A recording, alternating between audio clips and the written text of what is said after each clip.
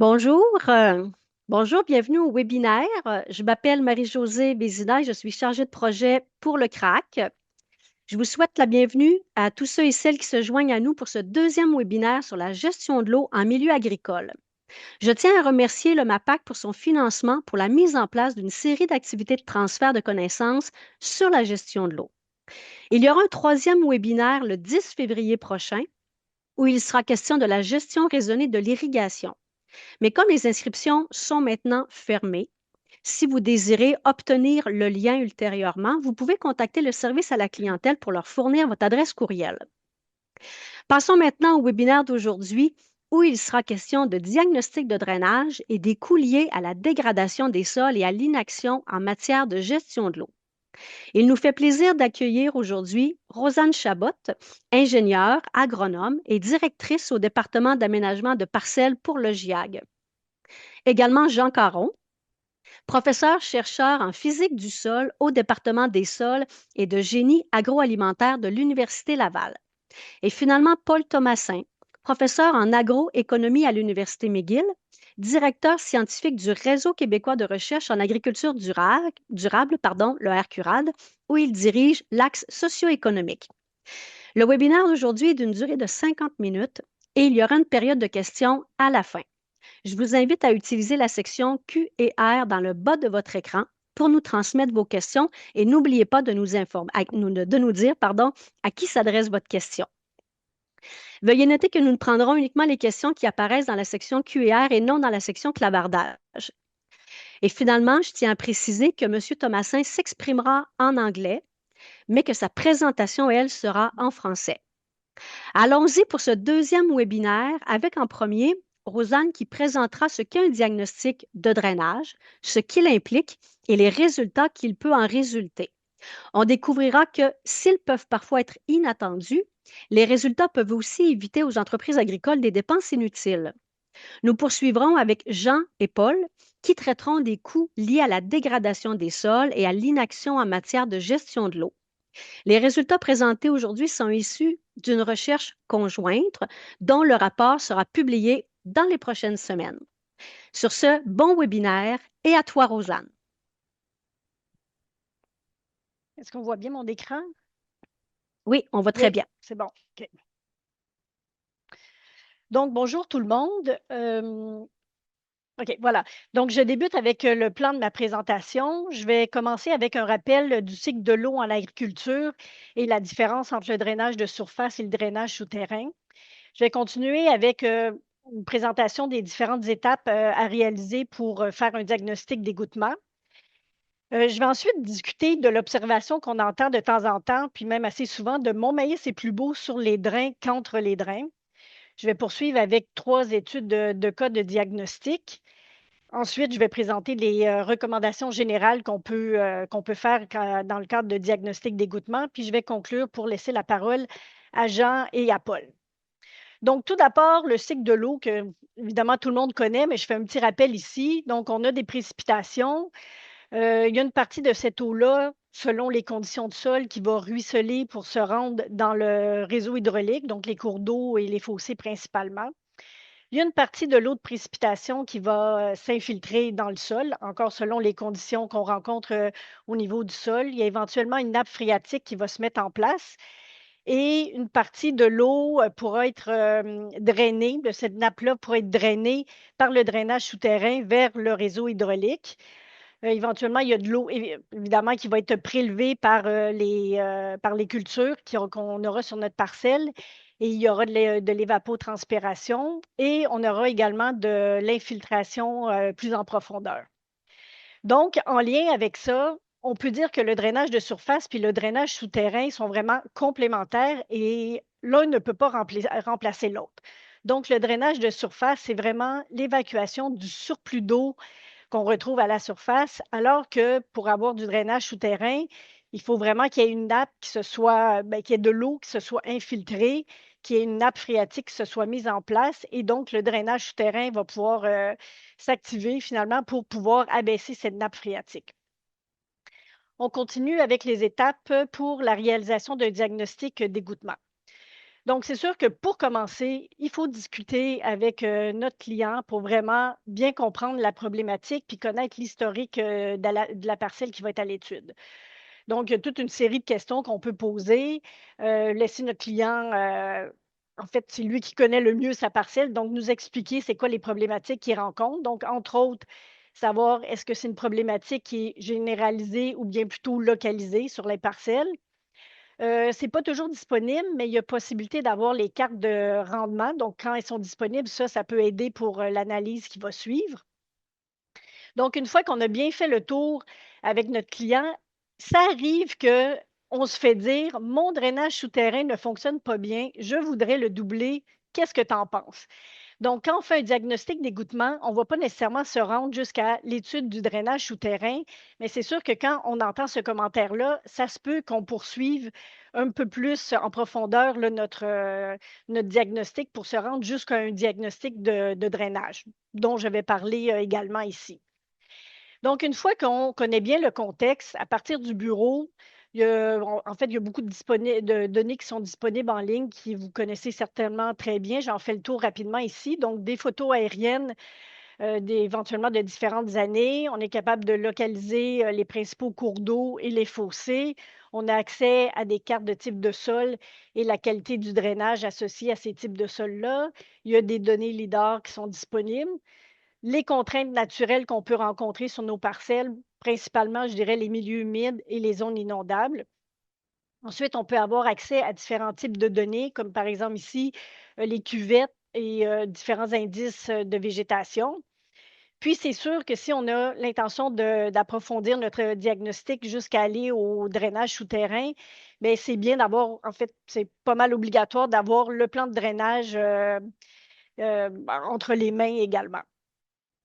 Donc, une fois qu'on a toutes ces données-là, qu'on a récupérées en ligne principalement, on n'a pas le choix d'aller sur le terrain, de creuser pour faire des profils de sol. Donc, peu importe la technique qui sera utilisée, il faut faire des trous. Donc, à partir de ces profils de sol-là, on va pouvoir identifier les différentes couches de sol, leur épaisseur, déterminer c'est quoi leur texture et leur structure. On va vérifier s'il y a une couche compactée dans ces profils. On va regarder la couleur du sol, la présence de marbrures, leur localisation, la grosseur, la profondeur. On va étudier la distribution de l'eau, donc est-ce que c'est une nappe qui est plus en profondeur ou une nappe perchée, et la distribution des racines. Donc, c'est les principaux éléments qu'on va pouvoir regarder. Les problématiques qui sont rencontrées, je dois dire que de plus en plus, on voit la présence de compaction. Ça, c'est vraiment frappant là, quand on fait des profils de sol. On peut éventuellement s'apercevoir qu'on est en présence d'une nappe perchée. Il y a des écoulements hypodermiques qu'on peut rencontrer, entre autres, par exemple, sur cette photo-là, au pied des pentes. On peut être en présence de dépressions où il y a de l'eau qui va s'accumuler et en présence d'une nappe phréatique élevée dans le fond des trous qu'on va avoir réalisés. Donc ça, c'est différentes problématiques rencontrées. Une fois sur le terrain, tant qu'à être là, vérifions l'état du réseau hydraulique. Donc, on peut voir des fossés, comme par exemple celui-ci, qui n'est pas en très bon état, où il y a de l'eau qui s'accumule, l'égouttement ne se fait pas très bien. Et on peut observer même des fois complètement l'absence de fossé. Donc, éventuellement, il y a des recommandations qui vont pouvoir être faites par rapport à ça. Je précise qu'au niveau des cours d'eau, c'est très important. Il y a de la réglementation qui existe et on ne peut pas intervenir dans un cours d'eau sans avoir d'autorisation. Donc, bien garder ça en tête pour avoir les autorisations nécessaires là, si on venait qu'à vouloir faire des interventions dans les cours d'eau. Donc, si on a décidé d'approfondir l'état du drainage souterrain, on a notre plan de drainage en main. Donc, tant qu'à être sur le terrain, localisons la sortie ou là où les sorties. Allons les voir pour vérifier si elles sont en bon état, parce qu'on en voit des fois que la sortie est complètement cachée, en fait, est remplie de sédiments. Il peut y avoir présence d'oques ferreuses. On va vérifier si l'écoulement se fait bien, si la sortie est bien dégagée, parce qu'on peut avoir des cas où elles sont complètement sous l'eau, comme ce qu'on voit ici. Donc ensuite, si on a décidé de s'intéresser aussi au drainage souterrain, on n'aura pas le choix de creuser pour trouver des drains. Donc là, on voit que on voit un gros trou ici, qu'il y a des fois que ça peut prendre du temps. Donc, il y a quand même un peu de travail quand on en arrive, à ça. Et il y a différentes choses qu'on peut observer quand on creuse puis qu'on trouve nos drains. Donc, c'est bon de les ouvrir, de voir s'il y a de l'eau à l'intérieur, si l'eau s'égoutte bien ou si elle est complètement stagnante.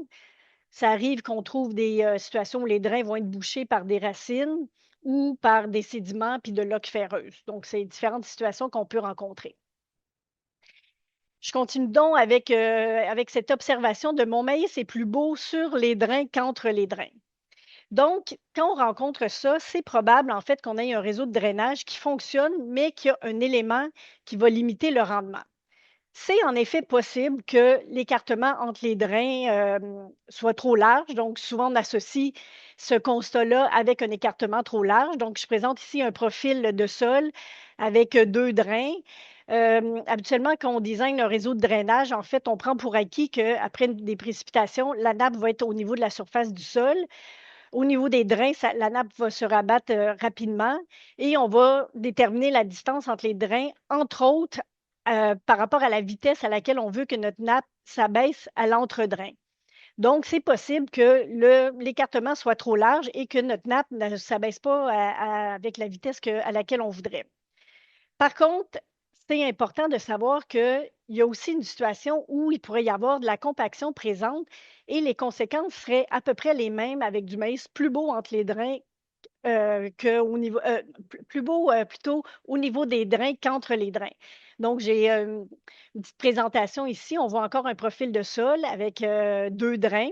Donc, si on est en présence de compaction, mais quand il y a des précipitations, mais ça se peut que l'eau n'arrive pas à s'infiltrer facilement, qu'elle reste au-dessus de notre couche de compaction et qu'elle s'accumule.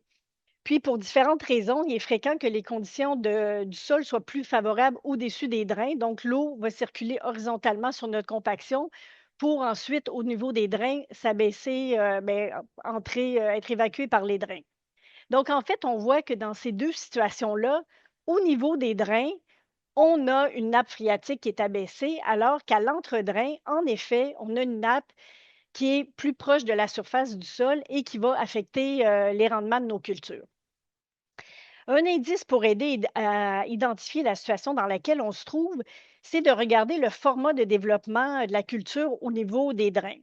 Donc, en fait, si on est en présence d'une variation graduelle de la hauteur de notre culture, probablement qu'on tend plus vers une situation où l'écartement entre les drains est trop large. Par contre, si on est en présence de cultures qui sont bien développées au-dessus des drains, mais sur une bande qui est assez mince et marquée, probablement que dans ce cas-ci, on est plus en situation où, on a, présence de compaction.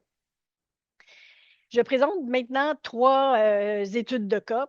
Dans la première étude, l'historique, est le suivant. Donc, on avait une rotation de maïs, soya, avoine, foin. L'épandage de fumier liquide se faisait au printemps puis à l'automne. Donc, c'était une terre qui était drainée. Le drainage fonctionnait bien. L'écartement entre les drains était de 30 mètres. Donc, on voit une photo aérienne de nos parcelles, donc avec notre écartement de 30 mètres. Et j'attire votre attention sur une parcelle qui n'était pas à l'étude, mais qui était adjacente puis qui appartenait à la même cliente, où l'écartement était de 15,8 mètres, donc un peu moins de 16 mètres. Selon notre cliente, en fait, les parcelles qui étaient à l'étude étaient assez humides au printemps. Donc, quand elle entrait dans les champs, habituellement, elle entrait plus tard dans ces parcelles-là et dans des mauvaises conditions. Donc, les rendements, on n'avait pas accès à des cartes de rendement, mais elle disait que les rendements étaient très irréguliers. Généralement, ils étaient meilleurs au-dessus des drains qu'entre les drains. Ces rendements étaient généralement plus faibles par rapport à d'autres parcelles, donc en moyenne de 20-25 et même les fourrages avaient une valeur alimentaire plus faible. Donc, c'est une question qui nous a été posée. Est-ce que je dois doubler mon réseau de drainage souterrain? On a regardé les photos aériennes, donc on avait 3 années. On peut voir qu'en effet, sur nos parcelles, on voit assez bien le réseau de drainage qui était présent et que c'était plus sec au-dessus des drains qu'entre les drains. J'attire encore votre attention sur la parcelle qui n'était pas à l'étude et où on voit que cette parcelle-là était en effet plus sèche que les parcelles où il y avait une problématique. Ici, on voit en septembre 2009 qu'on avait un couvert qui était assez variable. Il y avait plusieurs zones qui étaient beaucoup moins vigoureuses et encore sur la parcelle adjacente, on avait un couvert qui était beaucoup plus vigoureux et plus uniforme. Donc, on est allé sur le terrain, on a fait 4 trous de sondage en octobre. Donc, on a fait 2 trous au niveau des drains, 2 au niveau de l'entre-drain. Donc, de façon générale, on a trouvé des profils de sol à prédominance argileuse, mais on avait quand même une couche superficielle sablonneuse. Le sol était vraiment peu dégradé, on n'avait pas de problème de compaction. Au niveau de la nappe, on a vu qu'au-dessus des drains, la nappe était toujours à plus d'1,30 m de profondeur, alors qu'à l'entre-drain, elle était à moins de 1 m de profondeur. On a vérifié le réseau de drainage, il était en très bon état, puis les sorties de drainage étaient en bon état avec un réseau hydraulique qui était convenable. Donc ça, c'est un cas où, en effet, on a recommandé d'ajouter des drains, donc de doubler le réseau de drainage. Donc là, je fais une petite mention aussi que quand on va doubler le drainage, c'est important de vérifier les collecteurs, donc de s'assurer que les diamètres qui sont en place vont être suffisants et que les collecteurs sont en bon état et qu'ils sont propres. Donc tout ça a été vérifié. Donc ça, c'est pour notre première étude de cas.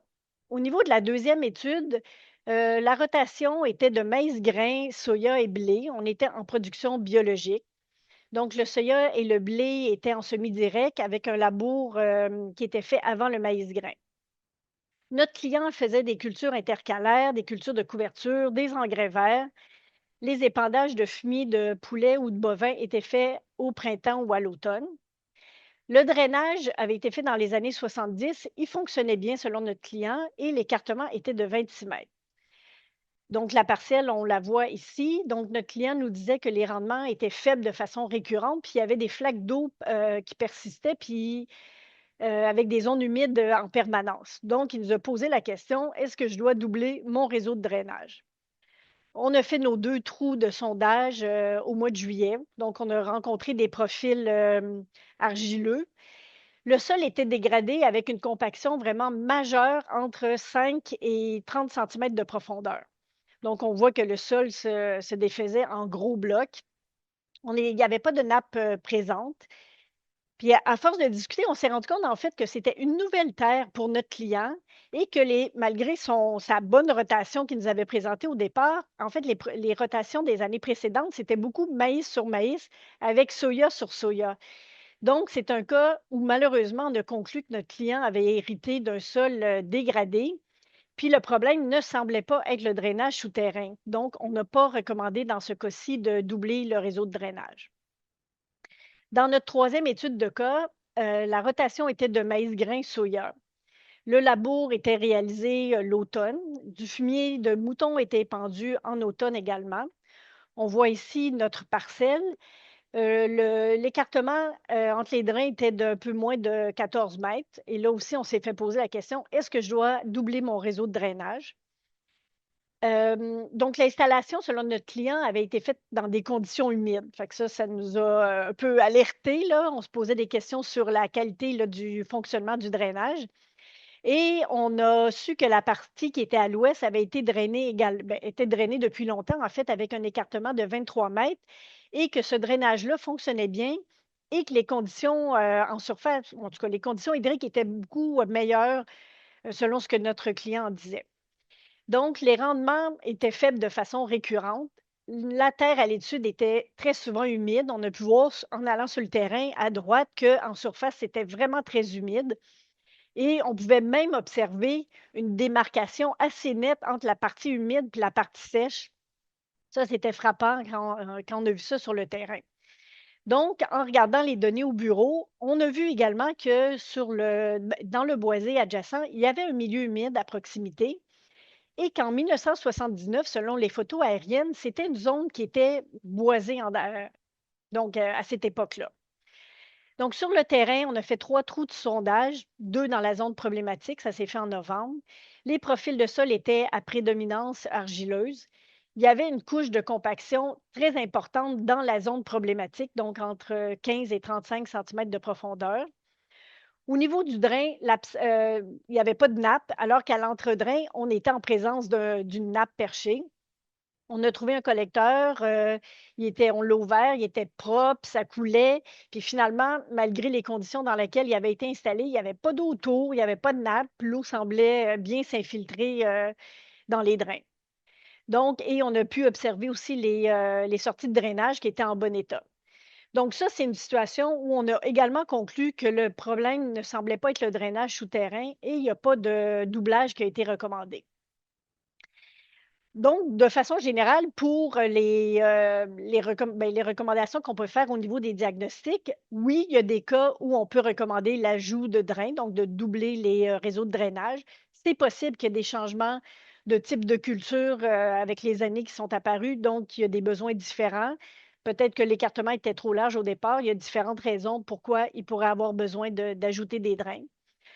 On peut aussi, pour compléter, recommander d'améliorer l'évacuation des eaux de surface, donc par du nivellement, l'installation d'avaloirs, de voies d'eau.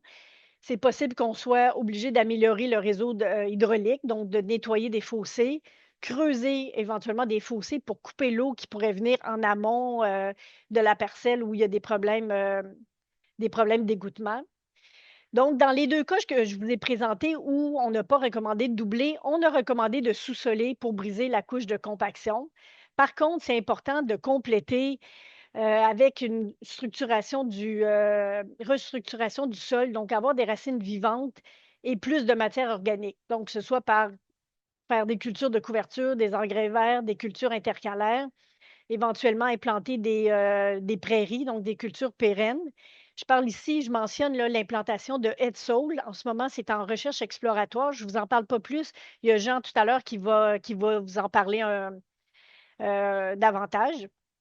Et l'apport de fumier puis de MRF qui pourrait être également bénéfique. Il y a éventuellement certaines pratiques aussi qui pourraient être changées, comme diminuer le travail de sol, entrer dans les champs quand les sols sont suffisamment séchés, puis tout ce qui peut se faire au niveau de la machinerie également. Donc, en conclusion, on observe qu'il y a vraiment des problématiques de gestion de l'eau, c'est assez fréquent, puis ça affecte les rendements. On l'observe vraiment que la compaction est de plus en plus présente, que les sols se dégradent. C'est même ressorti dans une étude récente. Il faut faire des investigations pour pouvoir prendre les meilleures décisions pour régler les différentes problématiques, les prévoir à l'avance, puis les faire dans les périodes optimales, c'est quand même important. Il y a différentes mesures qui peuvent être prises sur le terrain. Moi, j'en ai pas parlé ici, mais il y a Jean qui va les mentionner dans sa présentation. Et je dirais que c'est important d'intervenir le plus tôt possible pour éviter de dégrader de plus en plus les sols. Et évidemment, plus c'est dégradé, plus les solutions à prendre vont être drastiques. Donc, je vais conclure en disant que c'est payant d'avoir un sol en santé, puis je vais laisser la parole à Jean et Paul. Merci. Merci, Rosanne. Très intéressant. Je rappelle que la période de questions, on va la faire à la toute fin. Alors, envoyez les questions, puis à la toute fin, dans les 10 dernières minutes, on va y répondre. Merci. Jean, je te passe la parole.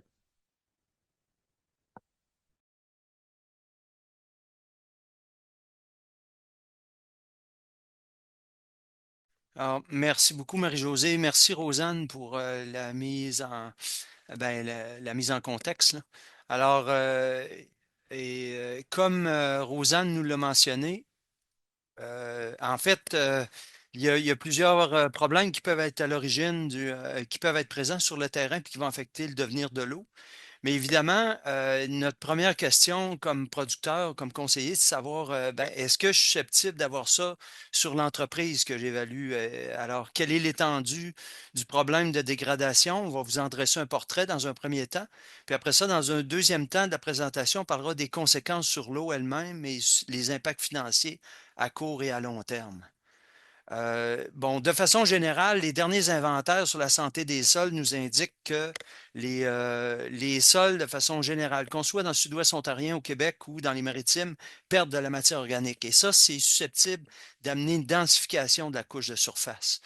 Deuxièmement, l'augmentation de la taille des équipements va faire en sorte que les zones compactes qui se localisaient principalement en surface à cause de la baisse de matière organique, de la circulation d'équipements légers, est en train de se développer de façon de plus en plus profonde là, dans le profil. Alors, va descendre un peu plus profondément que ce qu'on appelait la couche de labour là, pour atteindre des zones de plus en plus profondes au fur et à mesure qu'on va augmenter la taille des équipements. Et ça, c'est particulièrement préoccupant parce que ça va avoir aussi une influence directe sur la capacité de drainage de l'eau.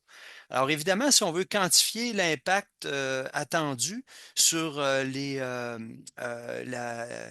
santé financière de l'entreprise, ben, il faut utiliser en plus des observations, des indicateurs. Alors, je vous donne ici des références qui existent, qui font référence à qui vous donnent en fait ces différents indicateurs-là, dont un en fait qui va paraître en mai 2026, qui reprend en fait les indicateurs de dégradation de santé physique des sols, et puis que je vous invite à consulter là, si vous voulez préciser l'impact qu'auront des modes de gestion là, sur la santé du profil.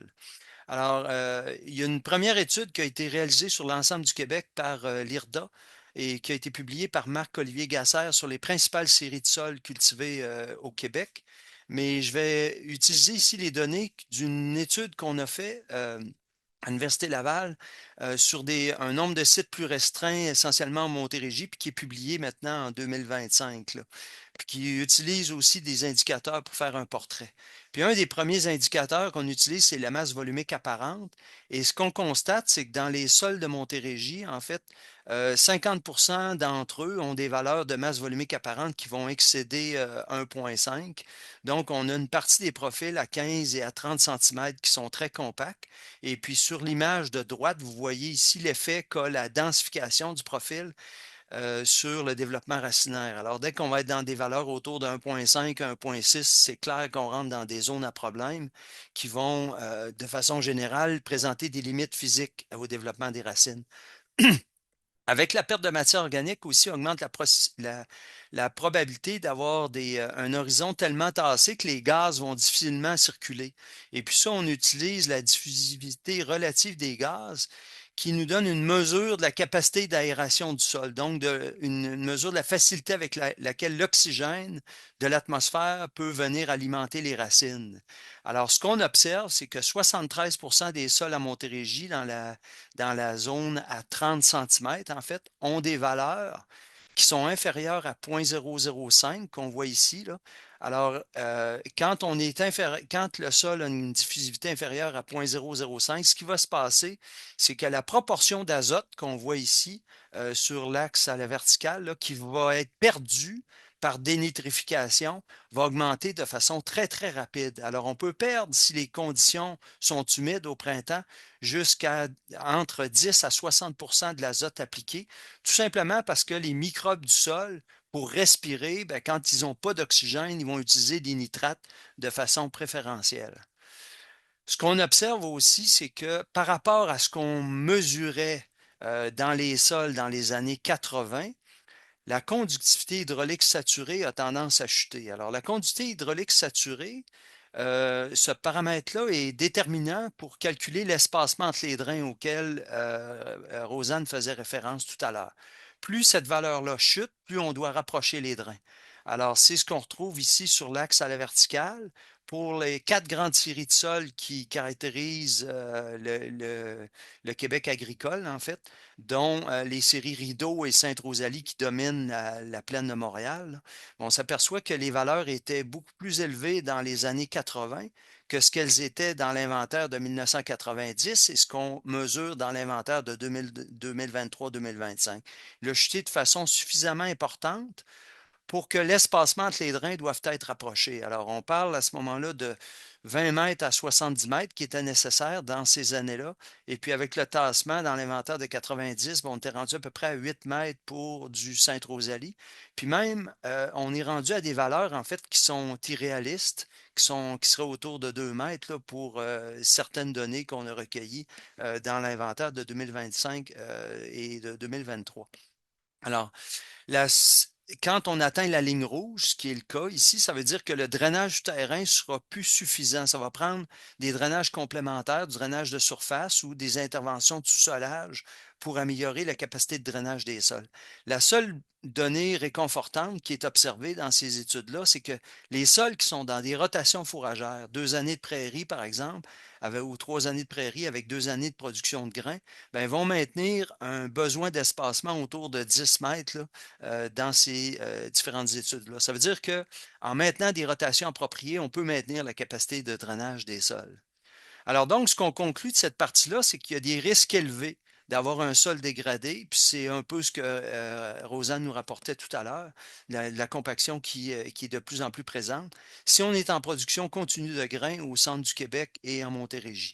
Maintenant, quelles sont les conséquences financières de cette dégradation-là et quelles sont aussi les conséquences sur l'eau?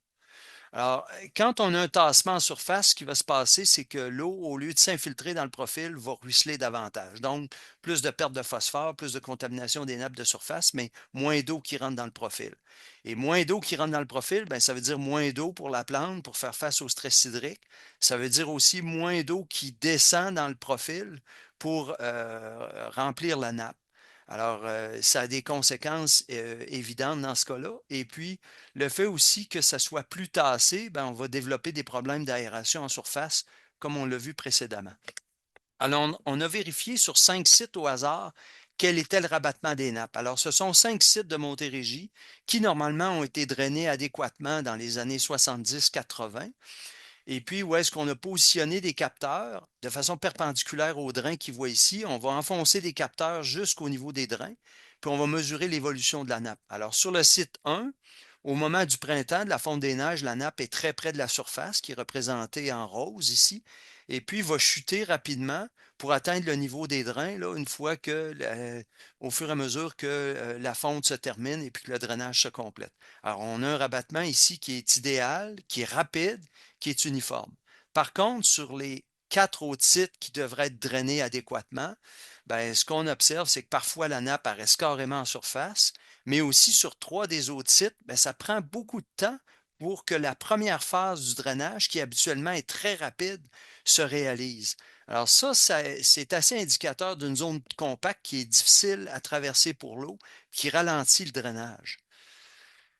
Bon, alors, quand on fait il y a une chute des conductivités hydrauliques à différentes positions dans le profil, soit dans la couche de labour ou soit plus profondément dans le profil, bien, il va falloir rapprocher les drains et ça va avoir un impact financier important.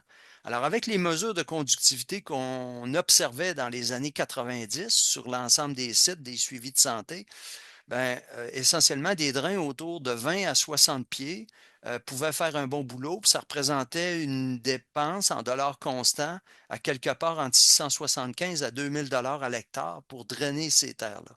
Ce qu'on s'aperçoit avec les relevés de 2023, c'est qu'effectivement, il faudrait rapprocher les drains. Mais dans certains cas, si on est rendu à drainer aux 20 pieds, bien, vous allez être à peu près dans des investissements de 6 000 à 7 000 l'hectare, là, ce qui est nettement plus élevé. Et puis, si vous approchez, par exemple, des drains aux 2 mètres, ce qui est complètement irréaliste et non recommandé, bien, on dépasse les 10 000 Alors, c'est sûr qu'il y a un impact financier direct sur l'entreprise de devoir redrainer. Deuxièmement, si on est en présence d'une couche compacte, comme l'illustrait Rosanne tout à l'heure, ben, au lieu d'avoir un rabattement en dôme qu'on observe ici, ça va être un rabattement carré avec une zone d'ennoiement ici qui va être passablement importante, beaucoup plus importante que par un espacement inadéquat là, en fait, du réseau de drainage. Et ça va faire en sorte qu'on va avoir tendance à avoir beaucoup de dénitrification, beaucoup de perte d'azote, puis une pauvre croissance des plantes à cause d'un pauvre développement racinaire, puis d'une dénitrification accrue. Alors, la présence de ces problèmes-là a un impact financier qu'on peut percevoir relativement facilement à court terme. Alors, je vous donne l'exemple ici d'une entreprise qu'on a suivie l'été passé, où est-ce qu'on évaluait l'uniformité, en fait, de la récolte. Alors, on a une année en orge où est-ce qu'il y a une zone ici à moins bon rendement, une très bonne année en 2022 en maïs-grain, 2 autres années en maïs-grain où est-ce qu'il y a une zone carrément où les rendements sont très mauvais. En fait, ils vont être en bas de 6 tonnes. Et puis, en moyenne, sur 3 ans en maïs-grain, ça représente 40 des surfaces qui auront des rendements de 6 tonnes et moins.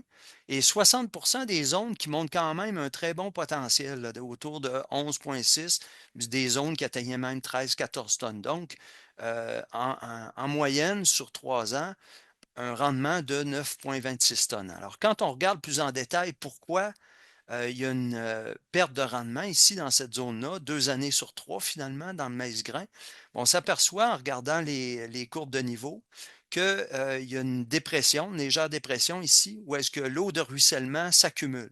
Et deuxièmement, quand on fait le diagnostic de la capacité de drainage du sol, on s'aperçoit que la bonne zone, les bonnes zones de part et d'autre de la dépression ici, ont une conductivité qui fait en sorte qu'un drainage aux 17 mètres est parfaitement fonctionnel, alors que cette zone-là demanderait d'avoir des drains espacés de 3 mètres pour arriver à rabattre la nappe adéquatement. Donc, un surplus d'eau puis une capacité de drainage limitée qui vont faire en sorte que ça va faire chuter les rendements. Alors, quand on évalue l'impact économique ici, on s'aperçoit que la mauvaise zone génère une perte financière de 873 la moyenne sur 3 ans, et puis une compte des profits nets de 613 pour 60% de la zone. Alors, en moyenne, dans le champ, quand on pondère les deux, on s'aperçoit que le profit net sur l'ensemble du champ sur 3 ans s'élève à 70 alors que si finalement on n'avait pas semé dans cette portion-là, et on avait juste récolté sur les 60% de bonnes zones, finalement, il y aurait eu un profit net de 1371 et que si dans le 40% pour éviter d'avoir une accumulation de mauvaises herbes, on en faisait une voie d'eau engazonnée dans le but éventuel d'en retourner une partie en culture, malgré cet investissement-là, on dégagerait des profits plus importants que si on continuait à les cultiver sans arrêt à cause des restrictions. L'impact financier à long terme est beaucoup plus difficile à percevoir. Et ça, dans ce cas-là, il va falloir regarder, en fait, quelle est l'évolution de la santé des sols en fonction du temps. Alors, pour ce faire, on a utilisé, en fait, des données que Paul vous présentera plus en détail, mais une perte de 1,2 de perte de rendement par année à cultiver en continu maïs-soya et un besoin d'engrais supplémentaire d'environ 50 kg à l'hectare. Et on va tout simplement ne pas tenir compte d'un gain génétique. Pourquoi? Parce que quand on regarde les données de l'assurance récolte pour l'ensemble des zones du Québec, en fait, malgré les gains attendus avec la génétique, on s'aperçoit que les rendements ne montrent aucun signe d'augmentation avec les années, même l'année 2019, où est-ce qu'il y a eu des pluies importantes au printemps et des pluies d'automne aussi importantes, il y a plutôt eu des chutes de rendement, ce qui est caractéristique d'un sol avec des problèmes de drainage. Le rendement aussi à utiliser pour faire ces calculs économiques-là est très important. Alors, ce qu'on a utilisé, c'est le rendement moyen qui est observé en Montérégie, d'après les statistiques de l'assurance récolte à 2016 à 2018, avec une médiane autour de 11,2, donc 11 tonnes. Un groupe des verts, des gens qui sont capables de concrétiser les gains génétiques à 12,5 tonnes et plus, et un groupe des rouges aussi qui ont plus de difficultés pour toutes sortes de raisons, où est-ce que les rendements seront de 10 tonnes et moins à l'hectare.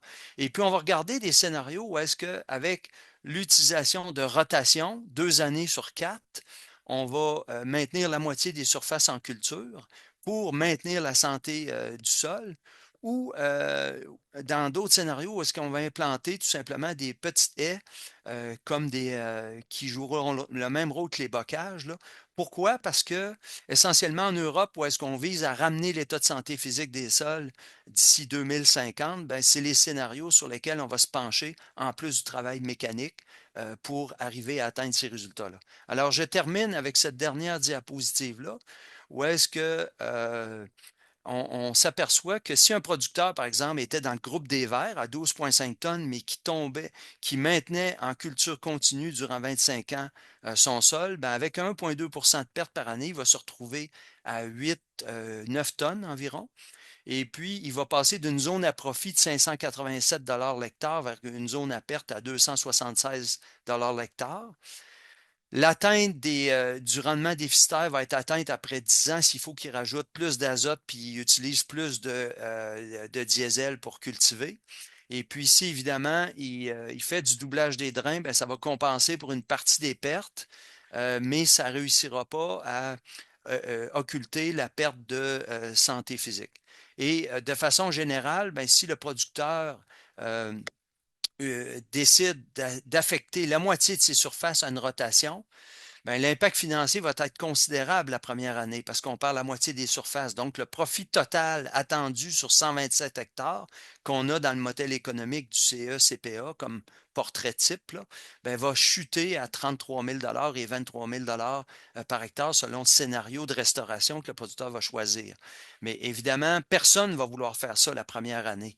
Mais sur une échelle de 25 ans, ben, on s'aperçoit que dès la cinquième année, les rendements du producteur vont chuter les profits nets, c'est-à-dire vont chuter à peu près à 52 000 24 000 s'il doit rajouter plus d'azote et plus d'énergie, alors qu'il va avoir essentiellement les mêmes profits nets, même s'il cultive la moitié de la terre, ce qui est plutôt contre-intuitif. Et à long terme, ben en fait, à être en culture continue de maïs-soya, en fait, c'est une voie sans issue, c'est carrément un mur.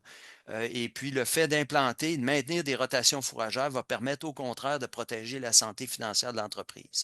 Fait que je vais laisser la parole à Paul qui va vous présenter maintenant le coût d'opportunité, c'est-à-dire qu'il va développer plus en détail quand devrait s'amorcer cette migration-là vers le retour vers des solutions pour améliorer la santé physique des sols. Alors, merci beaucoup.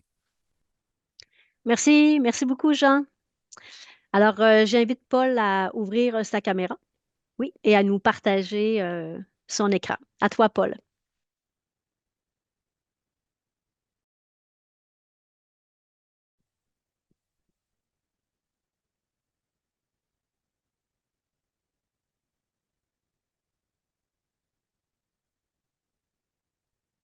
Hi. So today I want to thank Roseanne and Jean for setting this up, and I'll be doing the economic analysis of the rotations of different crop rotations that we see and its impact on profitability. So one of the things that we want to talk about is how are we going to do the economic analysis? So we're going to be looking at a farm decision making at three different time periods. The first time period would be if you were a new farmer or a farmer who just purchased the land, what was your 25-year horizon look like? So you want to be able to look at, okay, how can I compare the various rotations and to see what they look like in terms of our present value of total net farm income over a 25-year period. The next thing, as John talked about, was the impact on net income on an annual basis. Because again, farmers have to make these decisions on an annual basis. And so they're going to want to look at what their net farm income looks like. And then finally, well, let's assume that the farmer is going to sell their land after 25 years. One would want to look at what would be your land price that you would receive after 25 years, and how could that potentially impact on your decision of your rotations. As Jean identified, we're looking at five different rotations. One would be a continuous corn rotation. The other the second rotation would be continuous corn with adding nitrogen and energy, taking into account the impact on soil compaction. The third rotation would be continuous corn and double drainage. The fourth rotation is going to be the alfalfa corn rotation, a 2-year alfalfa corn rotation. And the fifth rotation is a 2-year alfalfa willow corn rotation. Again, depending upon the rotation that you're going to choose, that's going to have an impact on soil compaction and drainage, and that's going to impact your yield. So a farmer making that decision will have to take those things into consideration. To undertake the analysis, we use the CECP analysis based on what we call economic profits. And that's important because under their analysis, they're looking at or considering the opportunity costs of the owner's time and their capital. As Jean was talking about, we have to talk about the assumptions in the analysis. The first one that's important is that we're assuming a linear degradation of 1.2% per year. Again, that's going to impact on our yield implications. The second thing is that we're using a corn price of $230 per ton in constant dollars. In terms of the rotation that we're going to add extra nitrogen and energy, the extra nitrogen would be 50 kilograms more nitrogen per year. And the idea is that it would cost $600 per ton.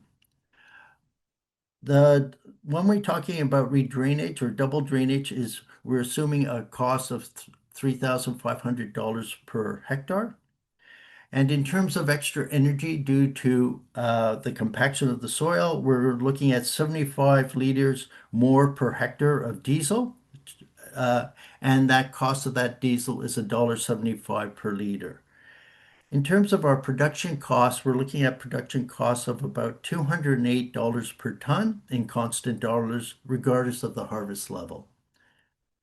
And again, in terms of farm size, we're assuming a representative farm size of 127 hectares of land that's going to go into the corn production. And as Jean noted in his presentation, we do not take into account genetic gains from new varieties when looking at the analysis. So in terms of what our analysis looks like. So let's look at the 25-year time horizon. So what we did here is we took the present value of net income over a 25-year period, and the two rotations that kind of stand out is the corn alfalfa rotation that is in green, and the continuous corn rotation is in yellow. If we use a 3% discount rate to determine the present value, you see that the corn alfalfa rotation provides a much higher present value of total income for the farm decision making. You would decide to go with the corn alfalfa rotation. However, as you go to a 5% discount rate, you would see that the present value of total income comes much closer to one another between continuous corn and the alfalfa corn rotation. And in that case, what you would see is that there's about a $25,000 difference over that between the two rotations. But going to a 7% rotation, using a present value, a discount rate of 7%, you would see that it actually switches over. So continuous corn becomes the more profitable rotation as compared to the corn alfalfa rotations. The other rotations have far less income associated with them, but what we see here is that we see, depending upon your riskiness as a producer, you will see different results about which rotation you should choose. As Jean identified, I'm going to be looking at the right-hand side of the table. As Jean identified, is that in the initial time period, the net farm income coming from continuous corn is about $75,000, where for our corn alfalfa rotation, that income is only $33,000. The important thing here is that a corn alfalfa rotation will keep soil quality, and that income stays constant given our constant assumptions about price and costs. Where if you look at the continuous corn rotation, you would see that the net farm income in terms of an annual basis is going down on an annual basis. What we want to try and see is that from just going back to the previous slide for a second, the one thing is that when a farmer is starting out, so if you are a young farmer just starting out, cash flow is a very important element in terms of your decision making, because that is the time when you have the highest debt. And because you have high debt, you need the cash flow that actually will help you pay off your debt and keep you in operation. Where you see that the continuous corn cash flow in the first year is over double the cash flow coming in from your corn alfalfa rotation. What we're looking at here is that what year do we start to see an equating of the annual farm income coming from the various rotations. So if you're looking at our corn alfalfa rotation, so they have a constant income of about $33,000. Comparing that to the continuous corn rotation, you would see that it would be between 9 or 10 years into the operation before your income from a continuous corn rotation goes down to the level of your alfalfa corn rotation. If you looked at continuous corn with the nitrogen and energy, it's about year 8 when they become equal. And if you look at double drainage, you would see that it's in year 6 that these things become equal. Comparing these to our corn, alfalfa, willow rotation, you would see that, again, comparing that to continuous corn, you're down to about 12 years of continuous corn before these things become equal. Now, one of the things that you want to look at here is this idea of the shutdown point. Now, the shutdown point in economics is the point where you cannot cover your variable costs. And this is important because this is the decision point where a farmer would say, hey, I'm not going to grow any crops. I will just shut down my operation. If you looked at the variable cost per hectare, it was about $1,200 in the CCPA report. And comparing that to, let's say, 25 years of continuous corn, where you would have a yield of 8.75 tons per hectare at $230 per ton, you would see that your return on labor, management, and capital is about $798. In other words, you never get very close to your shutdown point, and that may be a reason why you see farmers doing continuous corn year after year.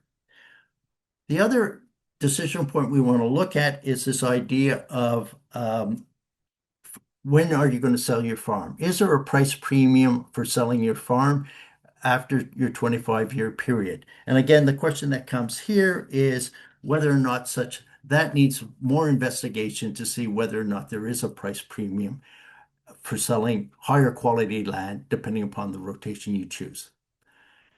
In terms of conclusion, the choice of rotation impacts soil health, drainage, yield, and farm profitability. The corn alfalfa rotations provide the largest present value of total net income over 25 years at a low discount rate of 3% and improves soil health. However, the annual flow of net income is substantially lower for the first 10 years when compared to continuous corn rotation. The continuous corn rotation provides a higher net income over 25 years at a higher discount rate of 7%. However, economic profits are negative in the last 7 years. Again, we have to look at incentives are needed to adopt the corn alfalfa or corn alfalfa willow rotations.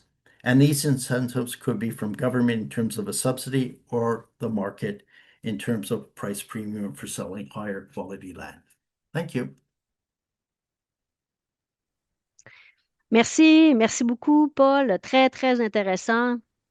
Alors, c'est ainsi que la période de présentation se termine. Nous avons quand même 7 minutes pour répondre à vos questions. Je vais y aller dans l'ordre des questions qui ont été posées. Merci aux trois d'avoir ouvert votre caméra. Je vais commencer par toi, Rosanne. Il y avait des petites questions. Je vais te les poser en rafale. Tu as peut-être pris connaissance, t'en as peut-être pris connaissance justement dans la section questions et réponses. Alors, la première était la recommandation pour le cas numéro 2. Tu l'as dit à la toute fin. Je ne sais pas s'il y avait quelque chose que tu voulais rajouter en ce sens-là. Oui, OK. Ben, en fait, non, j'ai pas grand-chose d'autre à rajouter. Là, c'est ça, pour les cas 2 et 3, j'avais comme pas dit c'était quoi qu'on avait recommandé parce que je voulais en parler plus de façon générale après. Mais en effet, ça avait été sous-solage avec des cultures de couverture. Il y avait le troisième cas, justement, qu'on avait coupé l'eau aussi qui venait du boisé parce que clairement, il y avait un milieu humide puis il y avait de l'eau qui s'en allait sur la parcelle. Donc, ça a été ce type de recommandation-là là, qui a été faite. Merci. Il y avait la deuxième question qui était aussi pour toi. Ce serait quoi les conséquences du surdrainage lorsque, justement, ce n'est pas recommandé? Ben, en fait, je pense que la plus grande conséquence, c'est les coûts financiers, là. C'est que ça sert comme à rien d'aller rajouter des drains. Et en fait, si il y a absolument rien qui est changé dans les pratiques culturelles, ben, le problème va juste revenir. Puis, au bout de quelques années, tu sais, la situation va redevenir exactement la même, là. Donc, après, c'est sûr qu'il y a plus d'eau qui est évacuée. Euh, c'est sûr que maintenant, tu sais, moi, je dirais, quand j'ai commencé à faire du drainage, ou tu sais, ma carrière, si on veut, tu sais, on me demandait des plans de drainage, mais on me demandait jamais, jamais de conserver de l'eau sur les terres. Puis là, depuis 5 ans, c'est comme, you, je suis drainée, mais il y a des moments que j'ai plus le goût d'être drainée, là, puis que je voudrais conserver de l'eau. Fait que ça, c'est marquant, là, comment je me fais demander ça de plus en plus. Fait que c'est sûr que la réflexion maintenant, c'est vrai, de drainer le minimum qui est nécessaire pour s'assurer de rentrer dans des bonnes conditions, d'avoir des rendements optimaux là, pour tu sais, des conditions optimales pour les cultures, mais pas de sortir trop d'eau. Donc là, c'est sûr que si on rajoute des drains, finalement, on finit par sortir comme trop d'eau, ou, puis ça coûte cher, complètement pour rien. Donc, on ne règle pas vraiment le problème, là. Je ne sais pas si Jean a quelque chose à rajouter sur ça, mais c'est ce que je Ouais, dirais. ben, juste dire que tu l'as présenté sur ton schéma, on va intercepter aussi une partie de l'eau qui remplit l'aquifère profond, là. Fait que ça veut dire Ouais. que les aquifères, puis il y a des zones en conflit d'usage en Montérégie, là. Ça fait que la recharge de l'aquifère profond, c'est très important de la préserver, cette partie-là. Puis s'il y a un surdrainage, à ce moment-là, c'est plus d'avoir un drainage contrôlé, sortir juste ce qu'il faut, puis maintenir la nappe à une certaine élévation, là. Parce que sans Mm. ça, c'est contre-indiqué d'aller en surdrainage, c'est clair. Puis en quelques secondes, Rosanne, est-ce qu'il y a beaucoup de demandes pour faire des diagnostics?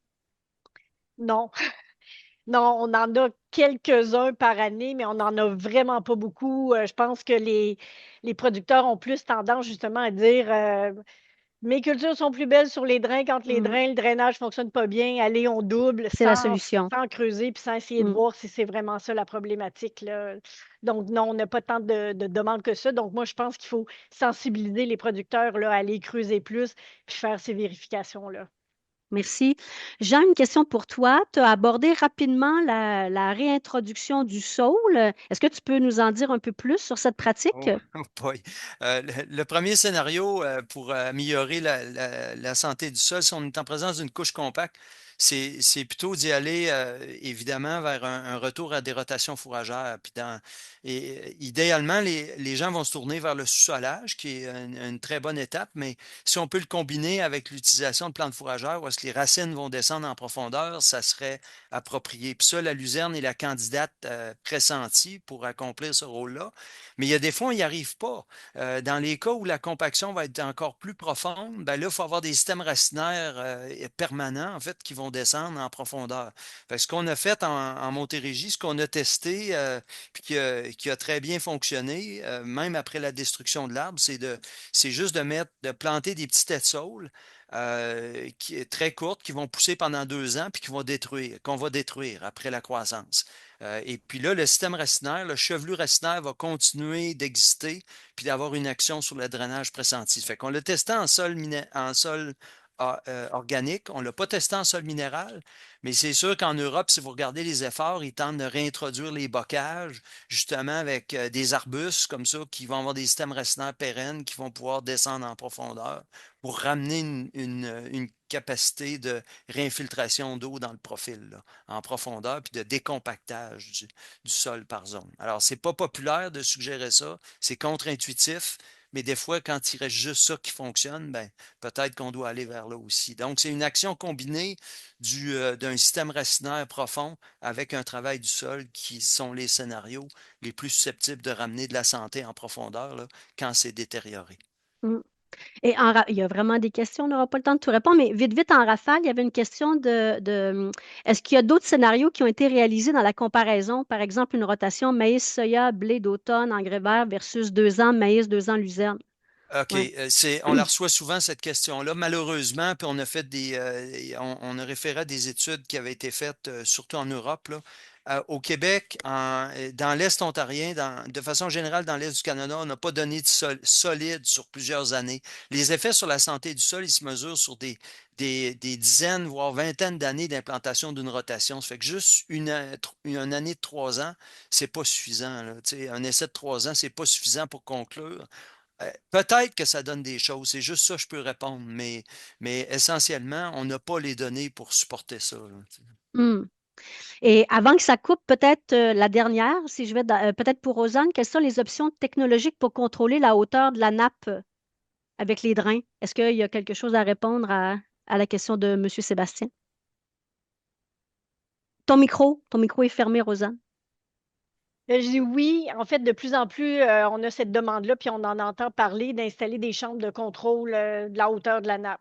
Par contre, c'est sûr que ça ne s'installe pas dans n'importe quelle condition. Il y a des terrains où c'est absolument pas approprié. Donc c'est juste pas possible, mais il y a des terres où, entre autres, tu sais, il faut que ce soit relativement plat pour pouvoir le faire. Donc, je Bon, dirais et ça. merci beaucoup. Il est midi. Je retiens les questions. On verra si on peut vous transférer les réponses, mais on doit vous quitter. Merci d'avoir assisté au webinaire. Vous étiez très nombreux. Merci à Paul, Rosanne et Jean pour votre expertise puis votre partage. C'était très apprécié. Je vous donne rendez-vous pour le troisième webinaire le 10 février prochain. Alors, merci et bonne journée. Au revoir.